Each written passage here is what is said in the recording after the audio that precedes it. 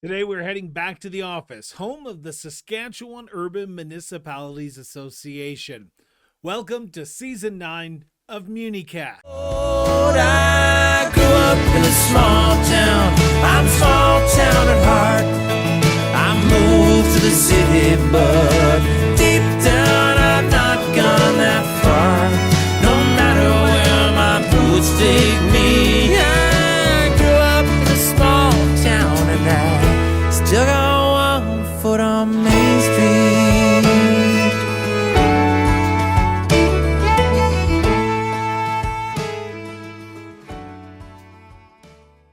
MuniCast is brought to you by SUMA, the voice of Saskatchewan's urban municipalities. MuniCast discusses topics that are important to municipal leaders, like local governance, best practices, education, and so much more. Now, in Season 9 of MuniCast, we are meeting SUMA's Board of Directors. SUMA has adopted a new modern governance structure built from a thorough governance review and member consultation. This new structure is a caucus model with a 7-member board and 34 representatives from villages, resort villages, towns, cities, and northern municipalities across all regions of Saskatchewan, marking the beginning of a new chapter for SUMA. Now, in this edition of MuniCast, we are meeting the members of the Board of Directors who are Ex-Officio. Today, we are honored to welcome to MuniCast the President of the Urban Municipalities Administrators Association of Saskatchewan and CAO for the town of Maple Creek, Saskatchewan, Barry Elliott. Our interview with President Elliott right after this message. From the smallest villages to the largest cities, every day your urban municipality supports you. The water that travels from tap to sewer, the emergency services that keep you safe, the parks, libraries, and rinks that you enjoy, our cities, towns, villages, resort villages, and northern municipalities are urban hubs bringing people together. We are urban. Celebrate your municipality as part of the urban family. Barry, thank you so much for sitting down with myself, with our listeners of MuniCast, our viewers of MuniCast, to talk about your role on the SUMA Board of Directors as one of the 2 ex-officio members. Before we talk about your role, let's learn a little bit about you, the man behind the persona, if you don't mind. What made you decide, Barry, to get involved in municipal administration? Well, both of my parents, Chris, were lifelong public servants. One in law enforcement and one in healthcare. So they thoroughly enjoyed their careers. They taught me a lot of values and certainly a love. They both had a love for serving the public, and I guess I just picked up on that. And I've always enjoyed working with teams and with others and for people. So that's kind of how it grew. And what took you from where you were growing up to where you are today as the city manager, chief administrative officer of the great town of Maple Creek, Saskatchewan? Talk to me about your journey into municipal administration. Well, I began my foray into municipal government back in 1980 in the city of Brandon as a frontline operations person, frankly, a power engineer working in recreation. And from there, I progressed in 1986 into supervision and management and administration. And that career has taken me from through 9 different municipalities now, through the 4 Western provinces. So I've enjoyed a variety of roles in all that time. And I feel the opportunities I've had were unique and privileged to be able to work in all the different jurisdictions I have. Culminating here in Maple Creek, I have said this is my last posting. My wife and I sought Maple Creek for approximately 20 years, so the stars finally aligned for us. So we're Well, quite thrilled to be here. and from what I understand, a happy wife is a happy life. So when you made the wife happy, you made yourself happy at the end of the day as well, right? Absolutely, absolutely. You see the smile on my face. That is right. Now, your role on SUMA's board of director is quite unique compared to our other board of directors that we've gotten to know over season 9 of MuniCast. Before we talk about your role as an ex-officio, I've got to ask a simple question, and it's, can you explain to our listeners, to our viewers, to the people who are taking this in, what is the Urban Municipal Administrators Association of Saskatchewan, or UMAAS? UMass is the collective body of administrators who are not city managers, but look after towns or are employed by towns, villages, resort villages, northern communities. So we've got quite a number of members. We have a total of and this year of 524 regular members and associates. And so that's covering literally the entirety of urban life outside of the major centers through the province. So our collective voice through the association is intended to represent the challenges that are being faced by administrators, by the real-time initiatives that are being brought forward through whether it's through the province or through our affiliation with SUMA. So we're very pleased to be able to represent the voice of the collective group of senior administrators, senior advisors to our municipal councils. It's quite a privilege. Looking at, and I'm just picking up on a word that you mentioned because some people may not know what UMass does and how the advocacy work. How does your advocacy direct what your challenges, as you've just said, sort of are and how they get solved? What is the advocacy work that you do? Is it advocating on the board of directors of SUMA, or how does that advocacy work look like for UMass? Well, through our board of UMass directors, and at our convention, we field all of the concerns, questions, challenges being faced by our administrative colleagues. We present the issues at convention for general discussion. We also then, once the board has determined which ones to bring forward, because I'm able to attend the SUMA board meetings, I'm able to bring forward those issues in general discussion so that our SUMA compatriots, if you will, are aware of what we're facing on their behalves as individual municipalities and their collective provincial body.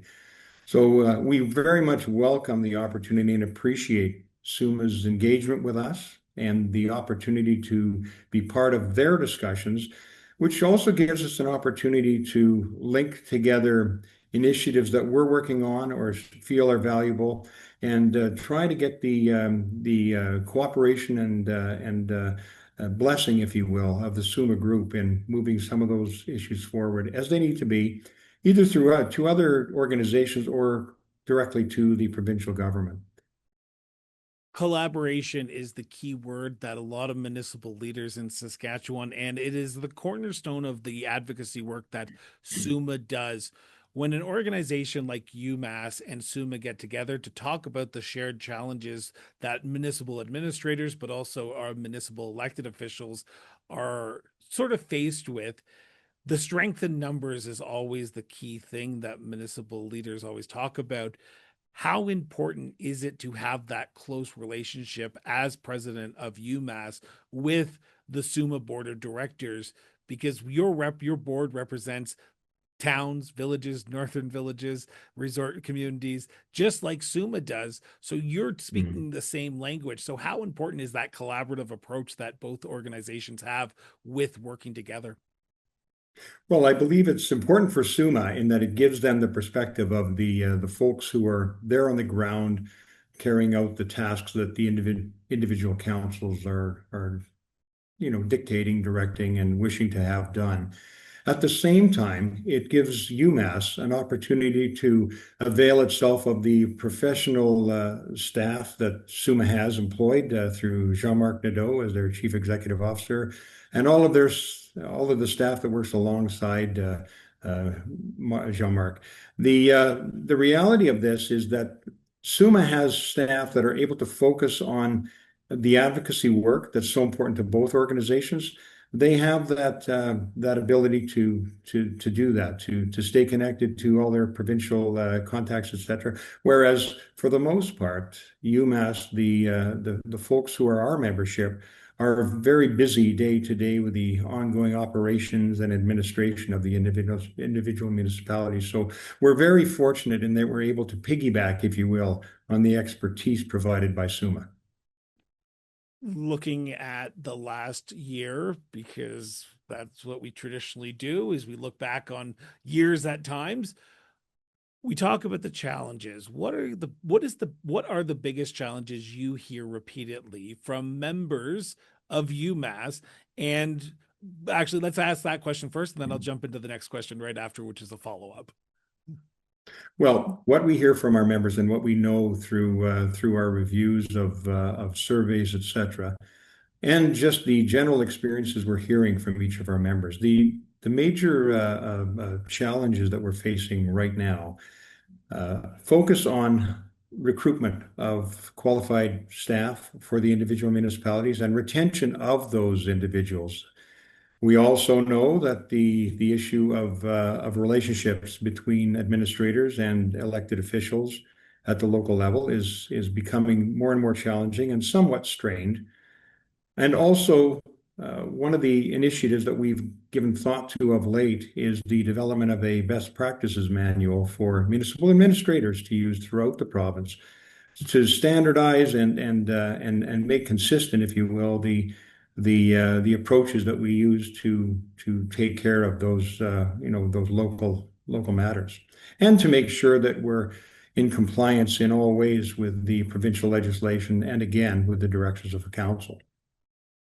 How do you see SUMA working alongside UMass to ensure, and I want to specifically talk about the first issue you rose, and that is sort of the job market that we currently see ourselves in, the struggle that we are finding in recruiting top talent into Saskatchewan. How do you see UMass working aside SUMA to ensure that we do find the best people for our municipalities? Because, and this is just Chris Brown saying this for a second, but I know that SUMA, when they send out their newsletters, there's often a little area that talks about job markets and the positions that need to be filled. So what do you see as your position around the board as an ex-officio member in ensuring that this issue is top of mind for municipal leaders? Because I can imagine municipal leaders are talking about it as much as UMass is. Oh, absolutely. I know that we've had considerable discussion with the staff of SUMA mostly.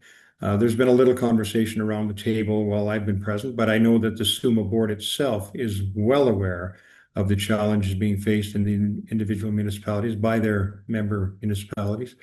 So this gives us an opportunity to collectively give maybe some brainstorming sessions and that sort of thing on elements and issues and approaches that can be used to try and encourage that attraction, if you will, of suitable candidates.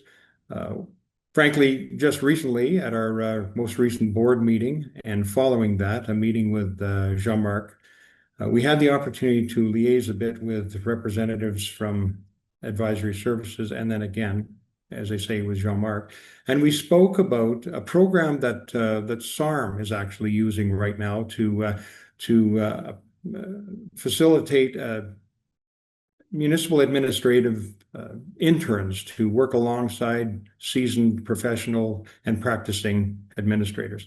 We like to see something similar within the urban sector as well. So we had a bit of a dialogue about that. I know there's other programs in other provinces that are very effective. The Alberta program, which I'd like to see something like this modeled upon, has been around and very effective for many, many years. And it gives the opportunity for someone who's recently graduated from, in our case, the LGA program at the University of Regina or the Municipal Administration program at Sask Polytech to actually have some time in the chair shadowing the administrators on site so that they can gain the necessary skills and experience and ultimately become administrators themselves, perhaps through succession in that municipality or just employment somewhere else. So I think that kind of a program is certainly something that in tandem, both UMass and SUMA could work well on. And in fact, it was Jean-Marc who suggested when it was broached with him that he'd like to see us strike a working committee of SUMA staff and UMass board members to explore that possibility. I very much welcome that. It sounds like collaboration between the two organizations is paramount in 2025, heading into 2026. Looking at collaboration as the key issue that I want to talk about and dive into a little bit, if you don't mind. Over season 9, we've been asking our board of directors, what is the examples of successful collaborations their role as elected officials has seen in the municipal sector? Are there examples of successful collaboration between municipal administrations that you have seen that you can point to and say, if you want to see what community that's doing it right when it comes to administration, you might want to look at this community? Because I hear over and over again, municipalities are openly willing to steal from the best because they do not want to have to spend time rewriting everything over and over again. So is there examples of successful collaboration that you see between UMass members and SUMA? Well, absolutely. I mentioned the best practices manual. I know that our board has done considerable work through a couple of our committees on moving that forward.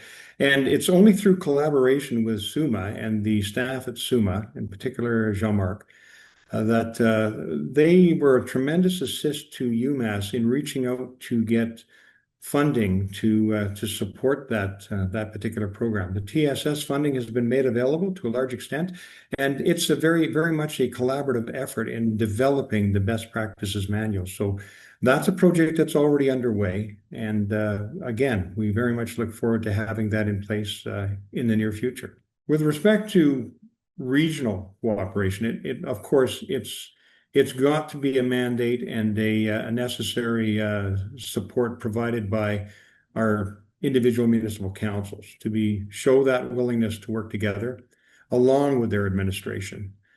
And that in itself is a collaborative and cooperative effort. In our area, as I said, there are initiatives underway.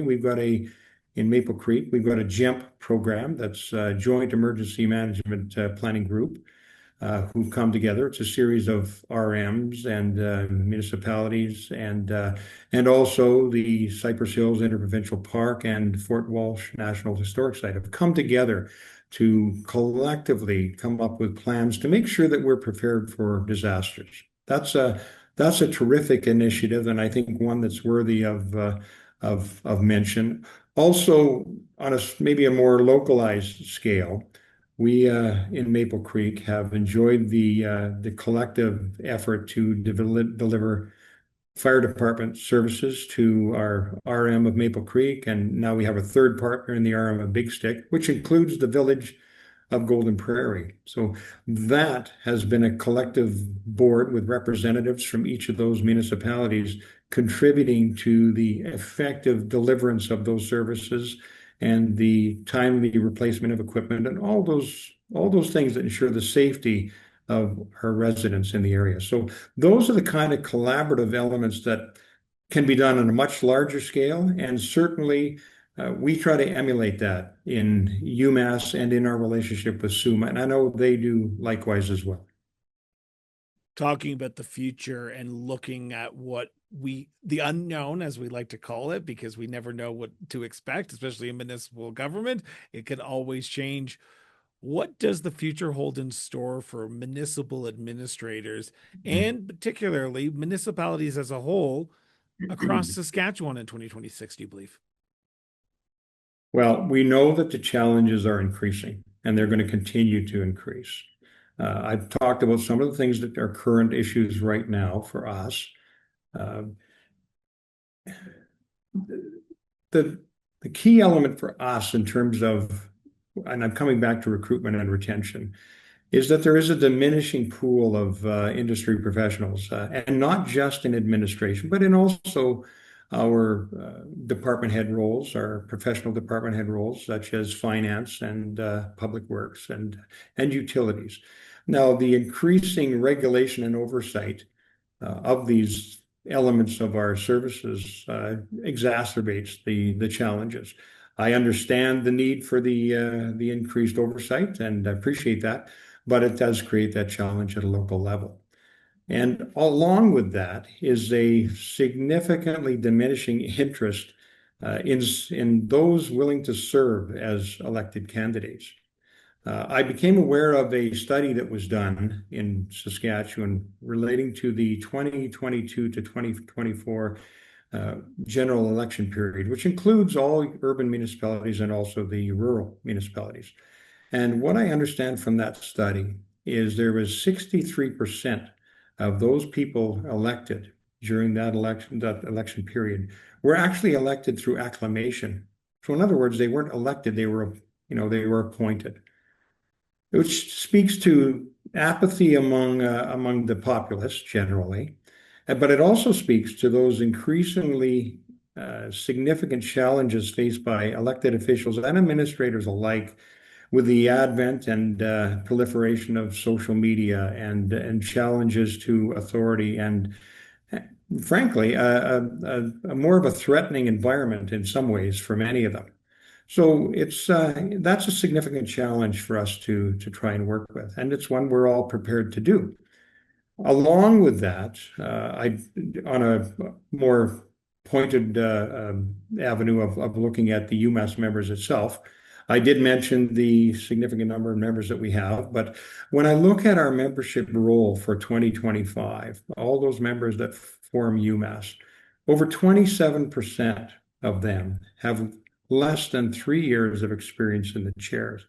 So that's the challenge we're facing and the diminishing pool I'm speaking of that we're drawing from to get experienced administrators. But it also speaks to a terrific opportunity for SUMA and UMAAS to work together on trying to do what we can to encourage involvement in the field.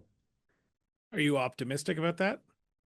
I am. I am very optimistic. I know that there are training opportunities that are being provided. The new municipal administration program at Sask Polytech is a terrific addition to the already terrific program that the University of Regina has been offering for many years. So we're looking forward to that really taking shape and people becoming engaged in that. As well, I know that a number of years ago, I had a conversation again with Jean-Marc about the introduction of orientation to administration and municipal work in schools. When I spoke initially about this, it was based again on an Alberta model from my time working in Alberta. And I know that there was a pilot project that was undertaken briefly. And it didn't materialize as anything, that stayed with us. But the possibility is still there, and I really believe that by us getting out into the communities and making the youth aware of the opportunities working for municipalities, we will have a terrific opportunity to get those folks engaged while they're young enough to orient their careers toward this kind of work. Well, I'm looking forward to seeing what 2026 has in store and continuing this conversation. But I do have one final question for you, Barry, and it's an overarching one because we can probably talk for 3 hours, probably 6 hours, depending on the topic. But what is the one thing you want people of MuniCast world who are listening to this, who are watching this, or the people of Saskatchewan to know about the great work that UMAAS does alongside SUMA, your role as an ex-officio member of the board of directors of SUMA that we have not talked about yet? Well, I've given some thought to this, and really, I guess my comments would be directed not so much to those already in the field, but or around the elected official tables, but to anyone else listening. I would simply say that after all my time in the chair, working in the municipalities I've spoken of and the jurisdictions I've spoken of, I think I want to encourage people to recognize that those individuals who are working on their behalf around the elected tables as appointed officials are doing it because they care about the communities they're working in, because they want to make life better for residents and guests here in Saskatchewan, and they're committed individuals. And I've seen it. I've seen it in every corner of the West. And Saskatchewan takes no backseat to anyone in terms of its commitment to serving its population. And I'm proud to be part of the organization that I'm in and the collective body that I represent, and serving people as a public servant. There's no, it's a very, very noble profession, and I think sometimes that's a little underrated. I agree. It is, I think municipal level of government administration is the best level of government administration. But again, I'm kind of biased a little bit. Well, and I'm right there with you, Chris. There's no one that's closer to the people that are being served than our municipal councils, and thusly all administrators and our support staff. So treat them with the respect they deserve, every one of them. Barry, I want to thank you from the bottom of my heart for sitting down with myself, sitting down with the listeners and viewers of MuniCast Season 9. I look forward to our continued conversations in 2026. And next time I'm driving through Maple Creek, I will reach out and we can grab a coffee, or, and I know this, and I'm going to do a little shameless self-promotion of Maple Creek here, one of the best Saskatchewan Chinese food restaurants in Western Saskatchewan is in Maple Creek. So let's grab a bite to eat next time I'm downtown Maple Creek. Okay, Barry? Absolutely. And if you make it in the summertime, Chris, bring your swim trunks, because we've got a couple of new water slides that'll just be ready to welcome you. Thanks for tuning in for another episode of Season 9 of MuniCast. Now, if you haven't already, be sure to subscribe to MuniCast on your favorite podcast platform, or hit that subscribe button if you're watching us on YouTube. Until next time, thanks for spending a little bit more time with us, and we will see you next time down on Main Street. I grew up in a small town. I'm small town at heart. I moved to the city, but